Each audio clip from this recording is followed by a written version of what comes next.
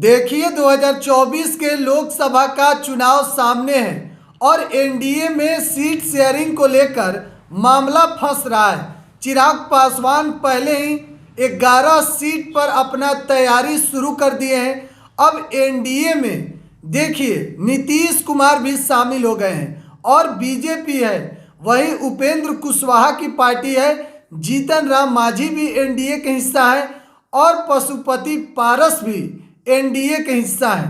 बिहार में कुल 40 लोकसभा सीट है और 11 सीट पर चिराग पासवान प्रभारी नियुक्त कर दिए हैं। लोकसभा की तैयारी शुरू कर दिए, जो पिछली रिपोर्ट में हम आपको बताए थे कौन कौन 11 सीट पर चिराग पासवान तैयारी शुरू किए हैं। अब 40 में अगर 11 सीट आप हटा दीजिएगा तो 29 सीट बचता है।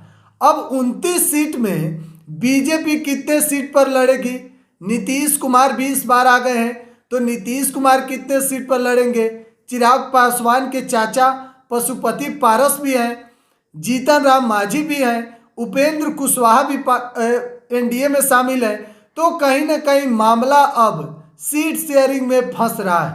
देखिए चिराग पासवान पहले ही 11 सीट का लिस्ट निकाल दिए हैं और अपना तैयारी शुरू कर दिए हैं।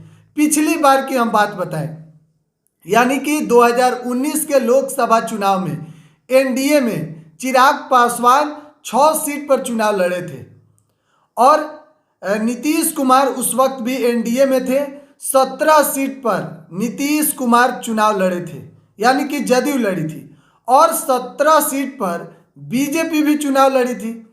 और इस बार उपेंद्र कुशवाहा एनडीए में शामिल हो गए हैं, जीतन राम मांझी हैं। तो कहीं ना कहीं अब मामला इसलिए फंस रहा है कि 29 सीट बच रहा है। चिराग पासवान 11 सीट पर तैयारी शुरू किए हैं, तो चिराग पासवान का 11 सीट हटा दिया जाए तो 29 सीट बच रहा है।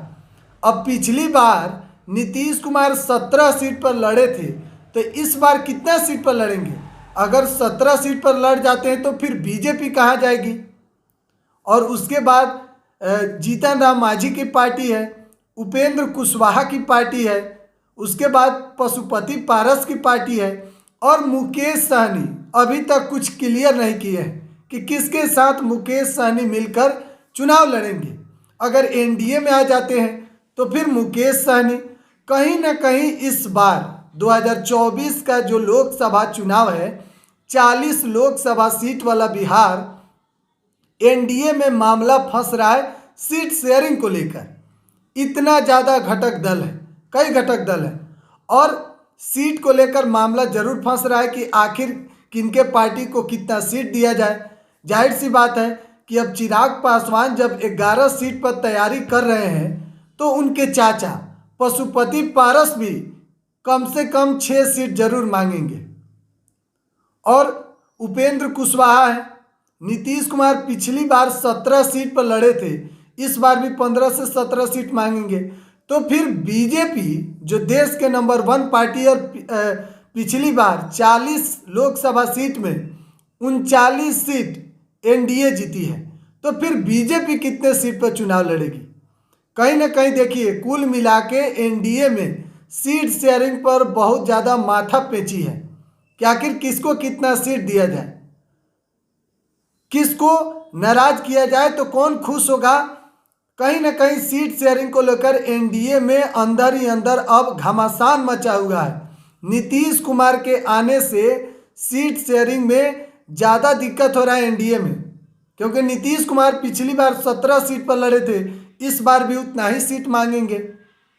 1-2 सीट आप कम कर सकते हैं, 15 सीट भी देते हैं, फिर भी उपेंद्र कुशवाहा कहाँ जाएंगे? जीतन राम मांझी, पशुपति पारस जी, चिराग पासवान अलग ही 11 सीट पर तैयारी शुरू कर दिए हैं। सीट शेयरिंग अभी फॉर्मूला तैयार हो रहा है अंदर ही अंदर, लेकिन चिराग पासवान सामने लिस्ट जारी कर दी है कि 11 लोकसभा सीट पर हम तैयारी अपना शुरू कर रहे हैं, प्रभारी नियुक्त कर दिए हैं।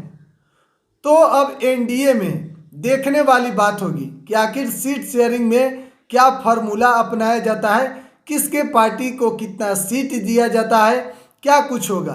फिलहाल एनडीए की सरकार बिहार में है, नीतीश कुमार 9वीं बार बिहार के मुख्यमंत्री बने हैं और 12 फरवरी को बहुमत साबित करना है एनडीए को।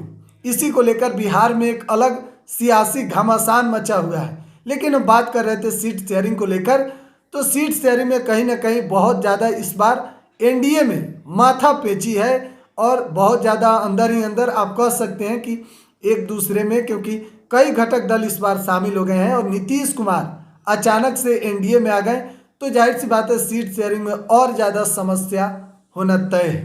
फिलहाल लगातार एक एक अपडेट हम आपको दे रहे हैं। बिहार एक सोच पर आप बने रहें। बहुत बहुत धन्यवाद।